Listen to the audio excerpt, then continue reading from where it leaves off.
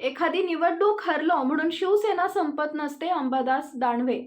Chhatrapati Sambhajinagar railway station समोर बाळासाहेब ठाकरे यांच्या पुतळ्यासाठी नियोजित जागेवर बांधकाम करून त्या ठिकाणी आनंद दिघे यांचा पुतळा शिंदे गटाकडून बसवण्यासाठी बांधकाम सुरू होणार होतं.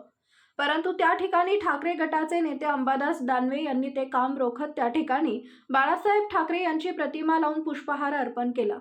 शिवसेना प्रमुख बाळासाहेब ठाकरे यांचे इथं स्मारक होतं. शहरात जनतेचे स्वागत व्हावं म्हणून इथं मोठी प्रतिमा लावली आहे. शिवसेना प्रमुखांचं स्मारक इथून हटवून दुसरं काहीतरी करायचं. इथं कुणाचं काय करायचंय मला माहित नाही. कुणाचं करायचं असेल तर करावं, परंतु दुसऱ्या जाग्यावर करावं. हे हटवायची गरज काय? हे शिवसेना प्रमुखांचं छत्रपती संभाजीनगर आहे.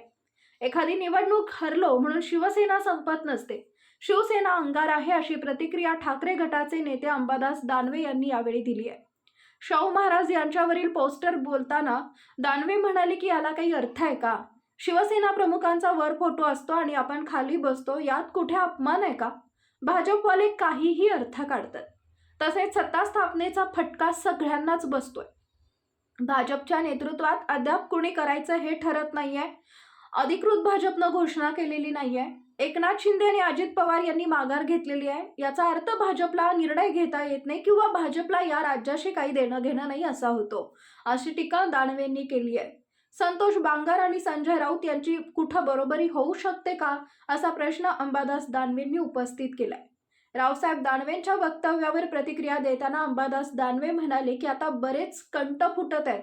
निवडणुकीच्या काळात हवा गुल झाली होती, तुम्हीच दूर केलंय. काय झालं होतं इथं? तुम्ही तातडीने पोहोचलेला आहात, काय सांगा? इथे 2013 पासून शिवसेना प्रमुखाचं स्मारक छोटंसं, कारण हे स्टेशन आहे, इथे तशी काही फार जागा उपलब्ध नाही, पण एक छोटीशी जागा होती. या ठिकाणी शिवसैनिकांनी शिवसेना प्रमुखाचं एक छोटंसं त्यांचं पूजन कर्तव्य असं छोटंसं स्मारक केलेलं आहे. आणि रेल्वे स्टेशनच्या समोर आहे म्हणून सगळ्यांचं संभाजीनगरात स्वागत आणि शिवसेना प्रमुखाची मोठी प्रतिमा इथं लावलेली आहे. वेगवेगळे सगळे आम्ही उत्सव, जयंत्या, स्मृतिदिन इथं साजरा करत असतो या जागेवर. या ठिकाणी येऊन आता निवडणुकीच्या वेळेस शिवसेना प्रमुखाचं बॅनर काढून इथं कोणी व्यक्तिगत बॅनर लावलं, ठीक आहे, 2-4 दिवस तोही राहू द्यायला काही हरकत नाही. परंतु शिवसेना प्रमुखाचं स्मारक इथून हटवून दुसरं काहीतरी करायचं, आता कोणाचं करायचं मला माहिती नाही. करावं कोणाचं करायचं असेल तर, पण दुसऱ्या जागेवर करावं. हे हटवायची काय गरज आहे? हे शिवसेना प्रमुखाचं संभाजीनगर आहे.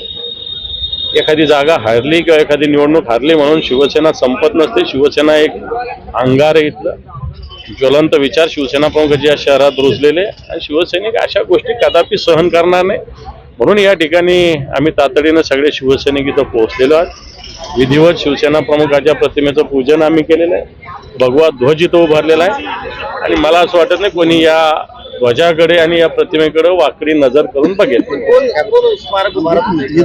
बघा तिथं फोटो कोणाचा आहे वरती बघा. विषय काँग्रेसचा विषय. काँग्रेसचे खासदार राहुल गांधी आणि त्यांच्या प्रियंका गांधी दोन्हीही बसलेले आहे खुर्चीवरती आणि शाहू महाराज उभे आहेत असा एक पोस्ट भाजपने केलेला आहे. हा शाहू महाराजचा अपमान आहे, महाराष्ट्राचा अपमान आहे, अशा पद्धतीचं पोस्ट भाजपने केलं. प्रतिमा समोर उभे बसलेले असं काय, याला काय अर्थ आहे का? आता आपण शिवसेना कुठे फोटो असतो त्याच्या खाली बसलो म्हणून काय अपमान काही आपलं काय अर्थात भाजप. सत्ता स्थापनेला उशीर होतोय. 2,797 कोटीचा प्रस्ताव शेतकऱ्यांचा पडू नये नुकसानीचा, आणि इकडे या सत्ता स्थापनेचा फटका आता शेतकऱ्यांना पण बसतो. सत्ता स्थापनेचा फटका सगळ्यांनाच बसतोय. या राज्यामध्ये लाडक्या बहिणींना 3,000 रुपये करायचे लवकर, आता ते पण झाले पाहिजे लवकर. शेतकऱ्यांची कर्जमाफी 7/12 कोरा करण्याचं आश्वासन दिले तेही लवकर करायचं आणि जी शेतकऱ्यांची राहिलेली मदत आहे ती लवकर वितरित करायची. 23 तारखेला बहुमत आलेलं आहे. आज डिसेंबर महिना उजाडलेला आहे.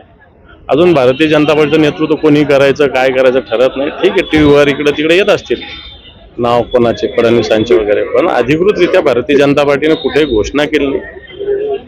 एकनाथ शिंदेने सुद्धा माघार घेतलेली आहे, अजितदादाने माघार घेतलेली, मग का थांबलेले आहे?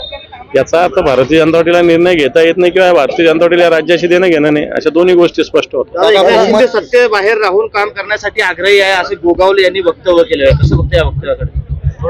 त्यांचा निर्णय तो, त्याच्याकडे काय बघायचं. संतोष बांगर असे म्हणले की संजय राऊत यांनी सत्यानाश केला आहे, त्यांचा सत्यानाश झाल्याशिवाय राहणार. कोण म्हटलं? संतोष बांगर. संतोष बांगर काय संजय राऊत आणि संतोष बांगर काय बरोबर आहे का? रावसाहेब दानवे काल म्हणाले की उद्धव ठाकरे जर आमच्या सोबत असते तर यापेक्षा जास्त जागा आल्या असत्या, मात्र संजय राऊत यांनी त्यांचं वाटोळं केलं. आता बरेच कंठ फुटतायत. इलेक्शनच्या आधी कुठे सगळी हवागुल झाली होती ना. आता भले कंठ फुटतात सगळ्यांचे. काय काय तुमचे शब्द आहे, वक्तव्य माहिती आहे ना. तुम्हीच हे केलंय दूर, आम्ही थोडी केलेलं आहे. दादा बहुमत असताना सुद्धा सरकार स्थापन हे वक्तव्य करण्यामागचं नेमकं काय कारण वाटतंय तुम्हाला? मला नाही. ऐकत नाही असं वाटतंय का? नेमकं काय आहे नेमकं उद्धव ठाकरेंचं? असं नाही, शिंदेने स्पष्टपणे सांगितलेलं आहे की मी जे भारतीय जनता पार्टी निर्णय घेणार त्याच्या मागे असं सांगितलेलं आहे. त्यामुळे असं काही समजायची काही गरज नाही की ते काय भारतीय जनता पार्टीच्या मागे नाही. दादा बहुमत असताना देखील बहुमत आहे मात्र तरी सरकार स्थापन होत नाहीये आणि या गोंधळामध्ये वरिष्ठ नेत्यांना काही जण संपवलं जाऊ शकतं असं ऐकायला मिळतंय. नेमकं तुमच्या अनुभवानुसार किंवा तुमच्या निदर्शनानुसार काय वाटतं? असं नाही, कोणी कोणाला संपवत नसतं आणि कोणी कोणाला संपवू शकत नसतं. वेळ काळ असतो एवढंच, बाकी कोणी कोणाला संपवत नसतं, कोणाची संपवायची ताकद पण नसते. वेळ काळानुसार असे प्रसंग येत असतात एवढंच. तुम्ही निवडणूक संपताच तुम्ही कामाला लागले पुन्हा पक्षाच्या मनपाची तयारी.